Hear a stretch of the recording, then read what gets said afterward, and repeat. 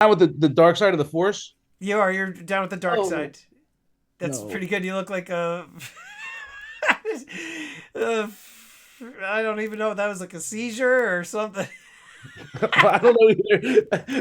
If it lasts I for more than don't a know. minute, please call 911. I Uh, think you have my address. I do.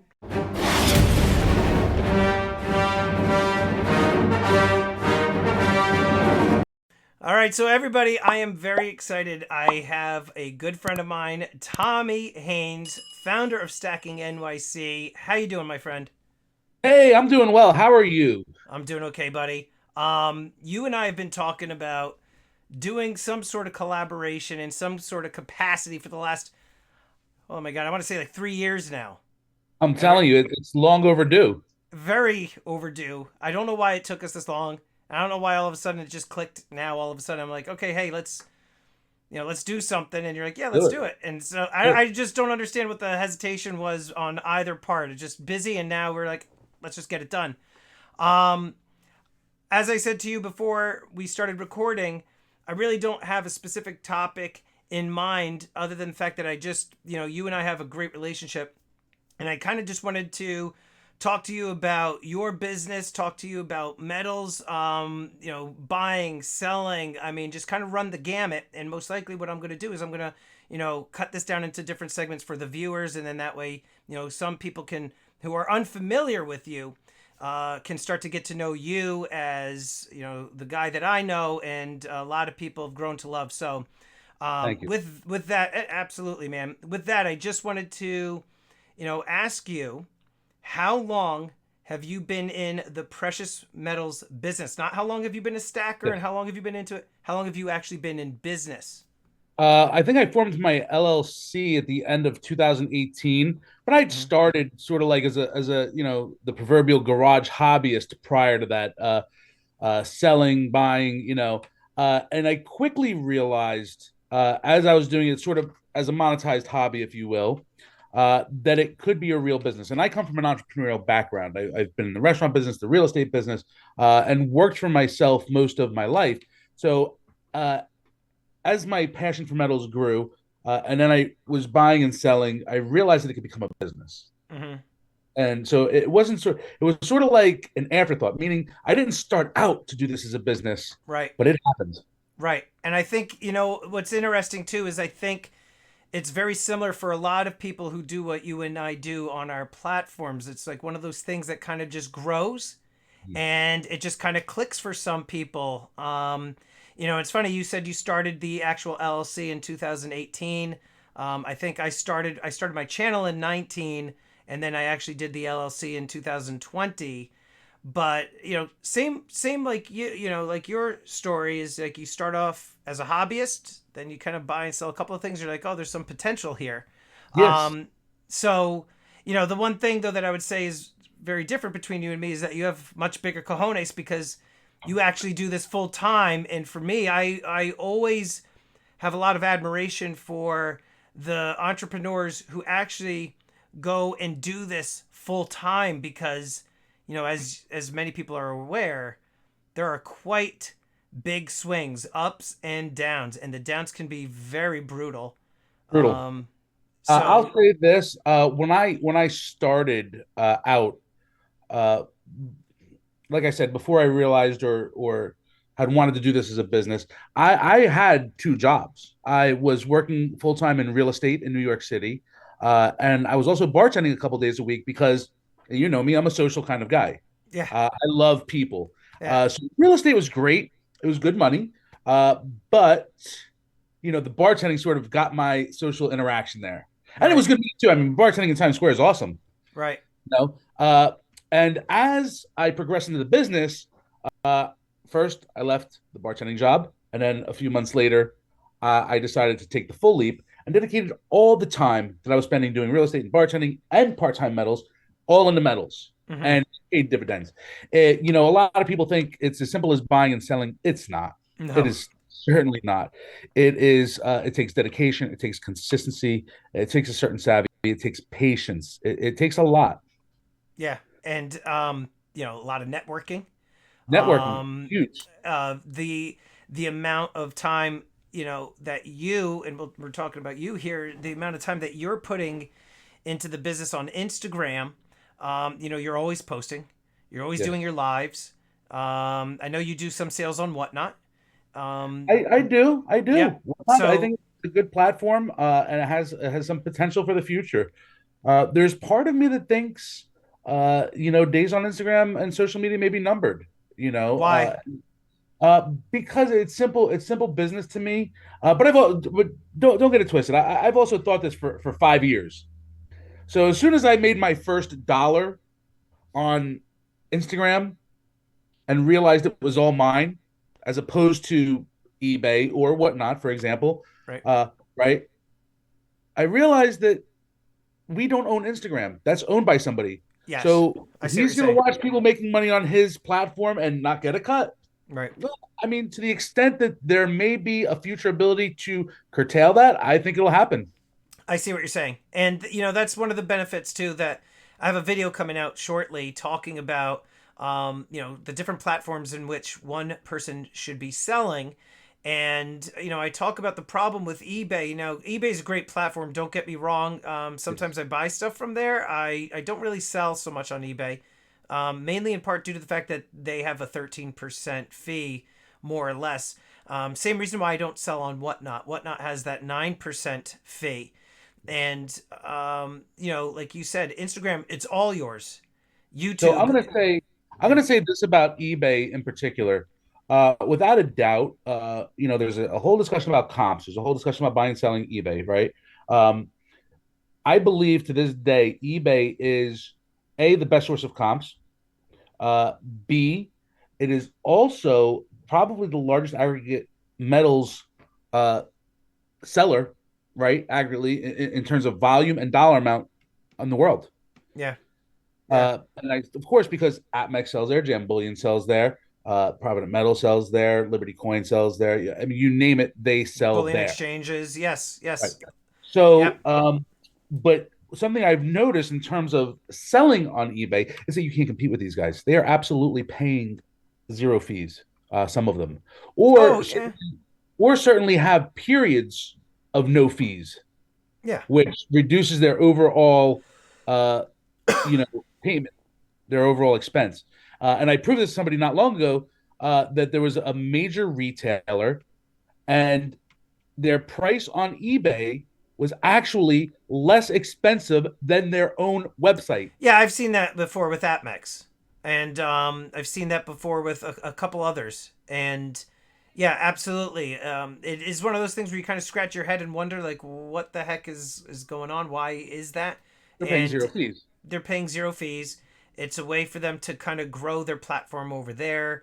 eBay knows that it's like, the lost leader, like, hey, you know what? Just use the platform, and then eventually, we'll increase the percentage or whatever. We'll get you Um, next time, Sonny. yeah, exactly.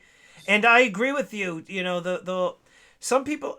Here's the thing, right? And a lot of my viewers know that I'm a teacher, and teachers. Some people trolls are going to say on here, teachers make damn good salaries. No, and not really, not for what they do. And here in New Jersey, one of the most expensive states in terms of cost of living, and then teacher salaries, it's pretty tough. So I And can't have a loan. you can't, not today. Maybe if I get a little bit bigger, perhaps. But I make significant a significant amount more doing my YouTube, my online sales via my auctions, my private deals on Instagram, some in-person deals. I do a lot of stuff with my local coin shop, So here's a question friends. for you: Mhm. what keeps you teaching? So, Point yeah. B, you're making equal amounts, No, I'm and making I'm making 5 times more doing the precious metals than teaching. so if you dedicated the time that you spend teaching, I mean, I don't mean to dissuade you from your career, but No, I know what you're the saying. time that you spend teaching on precious metals and your platforms where you're having success, and by the way, you have an incredible channel, and I Thank think you. YouTube is an incredible platform. You guys on YouTube, I give you all a lot of credit. You're providing some of the best content in the industry, hands down, and Thanks. you're leading the way on that for sure. I appreciate that. to be 100% honest with you, to answer the question why I, wouldn't leave teaching, one, I do enjoy it, right? And I do enjoy, I'm finally, teaching in social studies, which is what I wanted to do from the beginning when I decided to get into education. But for about, I would say, 10 years at least, I was doing fourth and fifth grade. And then eventually I was able to get into social studies. It just depends if a job opens up and then you're able to take it. It's a small district, so there's not a lot of movement. So I got into that, and I enjoy it, and I enjoy the subject matter, and I enjoy Nice. the grade level, because the kids, you could joke around with them a little bit more. They're a little bit older and self-sufficient. The problem is, in 2008, like a big majority of the world, we had the Great Recession, and I was in sales. I had a high paying salary, and then just a few months prior to my termination, I actually had a substantial merit based raise. I had a really significant bump in pay because I was really doing a great job. And then the recession started, and you're starting to see, different investment banks shutting their doors, law firms shutting their doors, things that you've never really seen before. And then the company started having waves of layoffs, and then they let me go. And so I was sitting there, like, it felt like a punch to the gut. And I'm like, you know what? Yes. Never again do I want to be in this position where I'm without a job and, feeling that, like, desperation. So, It's nice because you have the best of both worlds. You have the security of teaching, and God forbid if anything yes. happens, you have medals to fall back on. And if anything happens with medals, you have teaching to. Yes, and that's exactly what it is. I've been able to juggle both. I don't work very far from home either. I'm, less than 10 minutes door to door, which is great. And I've got the pension, my retirement savings as well, benefits, all that stuff. So, to your point also with the Instagram thing, and you said you're worried, like, if Instagram is kind of get their claws into your sales or somehow kind of curtail some of that. Could happen. One of the concerns that I have with YouTube is that at any given notice, and this has happened before, YouTube can either shut a channel down completely, they can demonetize your channel. I mean, there's a whole host of things that YouTube can do at any given notice. And being that YouTube is my main selling platform, at any given time, if my channel goes, by the wayside, then what? Yeah, I have like a small following on Instagram, right? 4,600 people, and I have the same amount over on TikTok. But those aren't Mhm. my main platforms, TikTok right? scares. I mean, what are you, because, like, are you like one of the paranoid, like they've got all of your info and they're watching you? And Well, we know we. It's not paranoid. It's just a fact.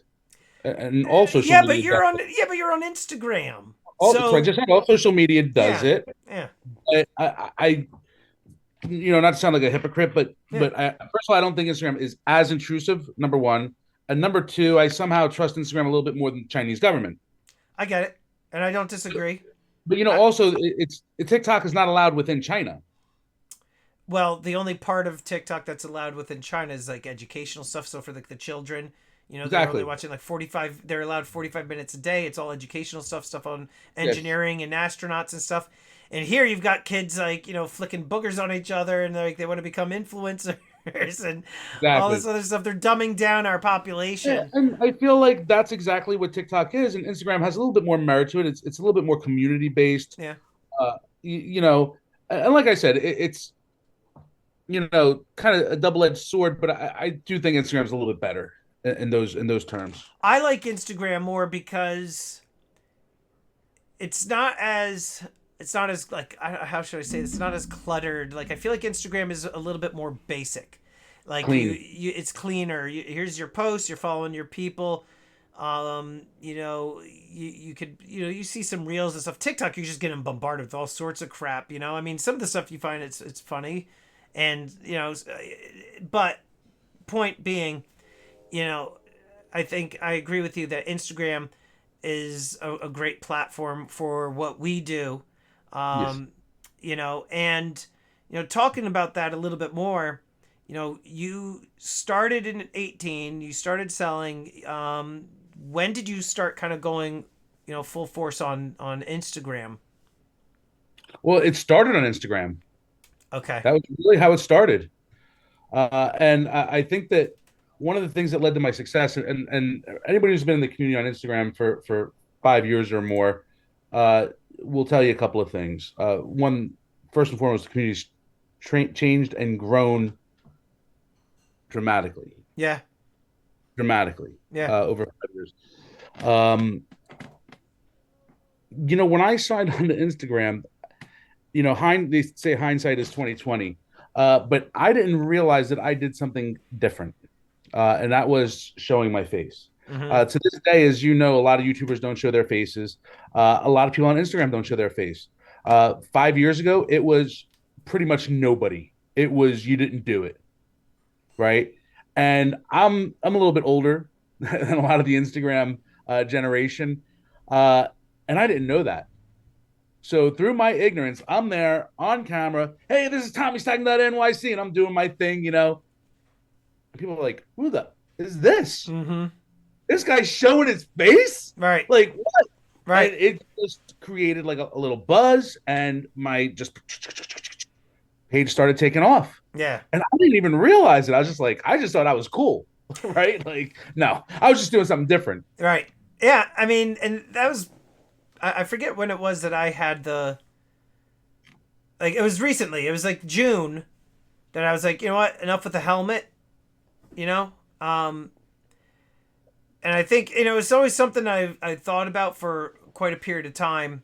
Because like my goal is to continually grow my channel. I just want to Yes. keep growing the channel. So, you see some people saying, "Oh, studies show that channels where people show their faces, they tend to grow faster." And I know a lot of YouTube channels that are only the hands and coins, and do phenomenally well. But yeah, on YouTube, there's very few people that show their face, like you said. And I decided, you know what, I'm just gonna do it. I know Go for I it, baby. yeah, and I know I'm not ugly, so I'm just gonna do it. And the other thing too is kind of funny. Like if I'm doing my videos and everything, or my live streams, and I had like a coin, in the display or whatever, and like because it's got the proof finish, like you see a reflection, you could kind of see Right. me. I'd get all like anxious. I'm like, oh crap, they saw me. They saw I had dark hair or grayish hair, whatever. And I'm like, oh my god, like I got to the point. I'm like, screw it. Screw it. Everybody's got faces. Like there's Everybody's got faces. far more people that have a lot more wealth than I do, that are on the internet, and so whatever, Hey, whatever. some of these guys, they're billionaires. They're on TV every day. That's what I'm saying. Their That's what I'm jets are saying. being tracked. And They're yeah, it goes into too. You know what? I think it's with the community, our community. I feel like, and I've said this before. You kind of get into like this echo chamber, right? If you continually stay in one niche, and everybody's like kind of saying one thing, and it catches on, and people kind of start believing the same stuff, and so the whole paranoia thing, that's paranoia, the part of it. confirmation bias. These are all, internet and social media phenomena Yeah, that we're all, subjected to. yeah, You know, yeah. but I agree with you. I agree with you. And I just figured it was time, I change it think up. like in terms of business, I'm a big fan of change, right? And what I try to avoid is getting into ruts Right. or becoming a creature of habit, because habit keeps you from creative thinking.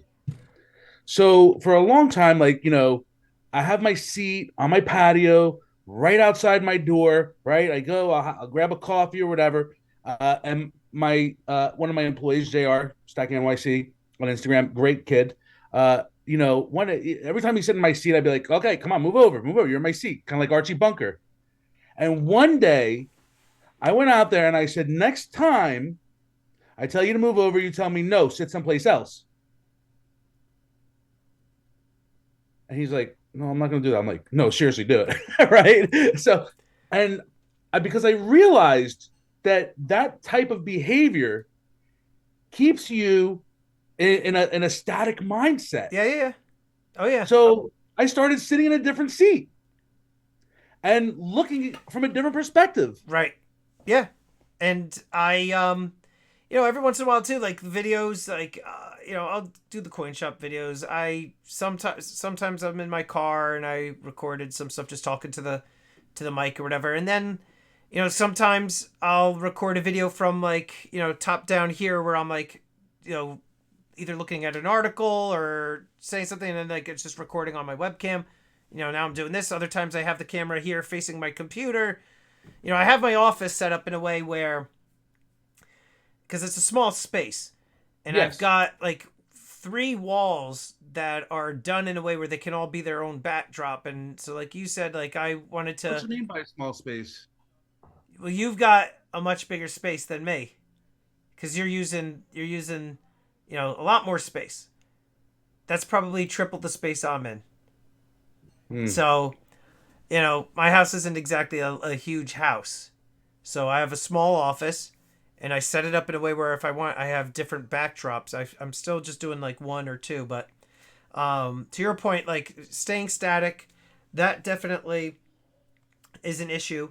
The issue that I have found when I'm doing my YouTube live sales, I don't know if it's the same on Instagram. There's a lot of people that kind of do what you do, where they'll have like the bin sales. Like you'll say, hey, 17 of these available, price is this. And then you'll have bin 4, bin 6. You're like, 6 yours, right? There's a lot of people that do that. And then you have your live sales. And I know there's a handful of people that do the live sales also on Instagram. YouTube, to me, it seems like there have been a huge influx of people doing like the auctions. Huge influx. And one of the problems that I have with some of the channels, a lot of them are doing the games. Hmm. And, in my opinion, in terms of like the games, and like I don't know if they have them on Instagram or whatever, but they do like the scratch offs here, and they do duck races. A bunch of us, like YouTube content creators, we joke about the channels that do that. They call them, they're like duck races, where people buy a slot, $10 a slot, and then you watch a stupid cartoon of an animated duck running across, like a horse race type of thing, and then if it makes it to the other end, that person wins. They win the pot of money. You're just running an Yeah, illegal gambling thing. so Um, yeah, I agree. And my best advice for anybody, and I've done it too. I've hosted games. My best advice to anybody would be like pay your taxes. if you It's don't, it's one thing to uh, break a state law and one thing to piss off the IRS. yeah, It's a totally other thing. yeah, yeah. They most likely. My guess is that they're not paying their taxes. I All don't my think. I pay tax on all my income because the one entity you do not want to run afoul of is the IRS. Yeah, We all can violate terms of service. Sometimes we operate in a gray area. You can inadvertently break a state law, but you upset the IRS, man, you're in trouble. You're in right, real trouble. right. And the other thing too, um, and the games that I was talking about, a lot of them aren't for any medals. They're just straight up cash. They're like coin channels, but they're just doing like $10 a slot, and then they just pay them out the cash. It's like no different than, I don't know. So you see a lot of the auctions and all What do those they things. collect 400 and pay out 300?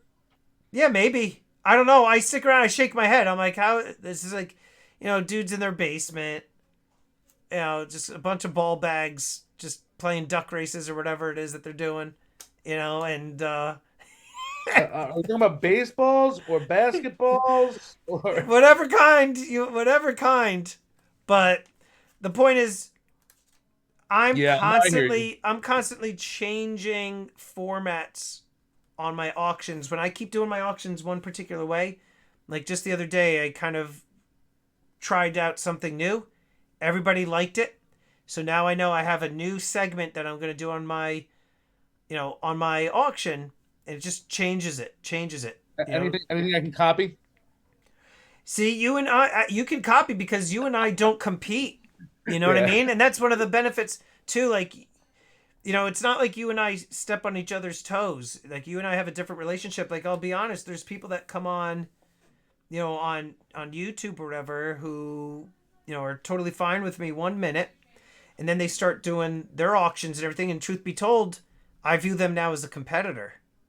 And there's very few that I don't view in that light, and I have no problem coexisting. And then there's a whole other bunch that they start it, and I'm like, they're dead to me.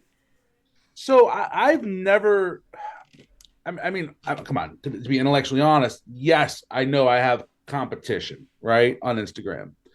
But I don't see them as competition because I just believe from a business philosophy, it's sort of like the old saying, play your own game, right? You can't affect what I do. Right. And the customer base is so huge. It is so big. This is a Yeah. multi billion dollar a year industry. I mean, hundreds of billions of dollars a year industry, right? So I'm going to be worried about a guy that's doing $1 million a year in his basement. If you Right. are, that's on you. Right. I'm not. Right. You I think it's a uh, little different though with YouTube, because YouTube, you are competing for the views, you're competing for the subscriptions, you know? do better content. Have me on. That's why you're here. He's a tiny Listen, better content. Come on, Stacking that, NYC. that's what you said, don't keep doing the same thing over and over Yeah. again. So I'm like, let's have Tommy on. Yeah. Um so Thank you, by the way. of course, dude, anytime. So let me ask you, and I know you've been on YouTube, but let's be honest, you're not really putting that much effort because you've got your operation. Instagram is your baby. Yes. And it's very challenging to have, your foot in both worlds. But the reason I'm bringing this up is because I forget when it was, and I don't know if you remember this conversation you and I had. It was like, I want to say like 2 years ago, but I was saying to you something like, because you had a series that you did, and it's on your YouTube channel, where you like traveled around and you were like interviewing, talking to people and everything, and it was done in such a way that it looked like professional grade, like I felt like I was watching something on A&E, or not A&E, but like on like That like was American Pickers or so that was my goal. I basically funded a television it was concept, beautifully done. and it was called Stackers. It is called Stackers, and maybe someday it'll work, uh, and maybe somebody else will do it. Did you But it was pitch it? basically I did. I did. And I invested some decent money into it. what happened? Because I don't know anything about pitching. Like, do you like The you? the the biggest heartbreak I had was hearing multiple times from multiple outlets. It's a decent show. He's a great host, uh, but not the demographic we're looking to hit. Let me ask you. Do you know It's that which simple. channels or networks or outlets did I'm not, you? yeah, I'm not gonna like say Okay. publicly, but Okay. it was pitched at like a trade show by the production team. Yeah. So, and then we tried like some web things, and there are other options I have. But like you said, my baby's Instagram. I work about 70 hours a week. Yeah. Sometimes we become a victim of our own success, Yeah. and other things go by the wayside. You Uh, can't. yep, you can't do everything. Someday I would love to maybe do stackers or something like it. Maybe there are other ideas I have and that I've had that I think would be great. My wheels are always spinning. I'm an ADHD baby, so yeah, and it's just it's hard, but right now Instagram really has my focus. I know, and it's the You same know, with me. Like YouTube, I'll I have do a the Facebook majority of group. everything. I have a Yeah. Facebook group I'm going to start putting a little more time into, Okay. and a little bit of content, and I'll start hitting up YouTube a little bit on some generic content for the most part. Uh, nothing groundbreaking, nothing crazy, nothing to threaten the empire. I'm not worried about. Like I said, you're an ally of the Empire, so I'm Yes, not worried. yes. I Does that mean I'm down with the dark side of the force? you're down with the dark Oh side. That's no. pretty good. You look like a. uh, I don't even know if that was like a seizure or something. I don't know either. If it lasts I for more than don't a know. minute, please call 911. I Uh, think you have my address. I do. Um, Oh I think Lord, that's funny. I think that and if anybody hasn't seen that like series that you had, they need to check it out, because I said to you, I'm like, man, that is done so well. Because like I view it like, why would that be turned down? But something like American Pickers be like, hey, this is good. Do you know what I mean? So, Like so to why? make it more appealing, I added the travel element because it was Right. about it was mostly focused on social media. So it was about the community, the stacking community, the people who do it, the hobby, the people who do it, and where they live, Yeah. right? Because there are tons of hobbies, all right, that we could get into, but there's something about the metals world. It transcends racial, ethnic, socioeconomic lines. It transcends national borders. Do It's you part of my silver degenerates credo. You know what I right? mean? But do you think maybe that generally speaking, people view the world of coins as boring? Because I'll be honest, but before I even got into this, I was God, they The collect people are. coins, like you know what I'm saying, The people are. right? But like, think about it. It's like as a kid, for me, like somebody that collected stamps, I was like, I viewed that the same as like, oh, I have a coin collection. I'm like, freaking nerd. Right. Even though I We don't collected have comics, the variety of like say American Pickers. It's like American that's Pickers the like, thing. oh, look at this, it's furniture. Oh, look at this, it's art. Oh, look at this, Yes, it's look at this whatever. action Right? figure. Look at these. Yeah, But with metals, oh, look at this, it's silver. Oh, look at this, it's silver, but it's that's what I'm this. saying. Oh, but it's silver So, like that. right. Okay. And then if you think about, and then I was thinking, oh, what if there was like a reality show around a coin shop? But that's the same thing. It's like people coming in, here's my coins. Yeah, all right. And like, it's whereas like you had something like, what was it, like hardcore pawn, where like you had Yeah. the inner city Detroit people come in and they start like smashing stuff and they're like angry, Well, like, that's awesome.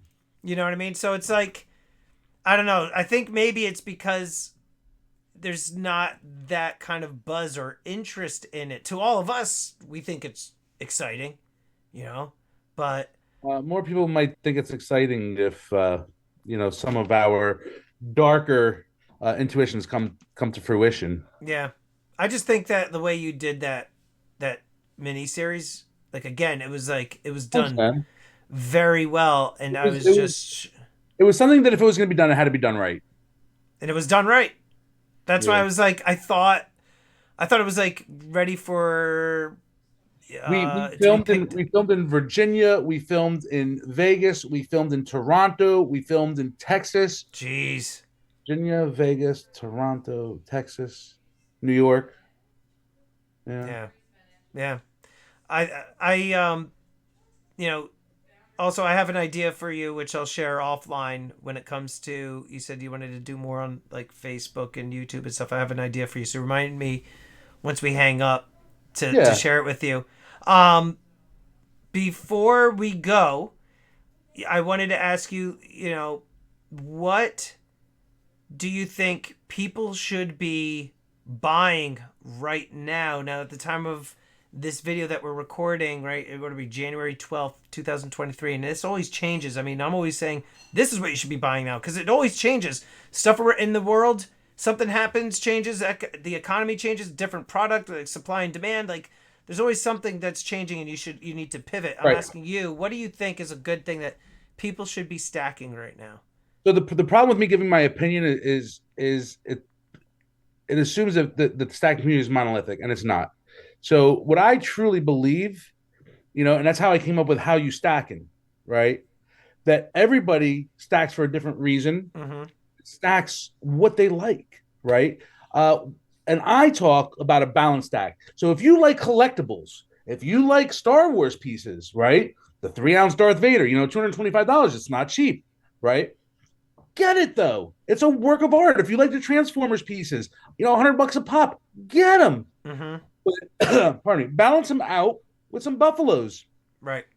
You Right. know, balance them out with some common design pieces.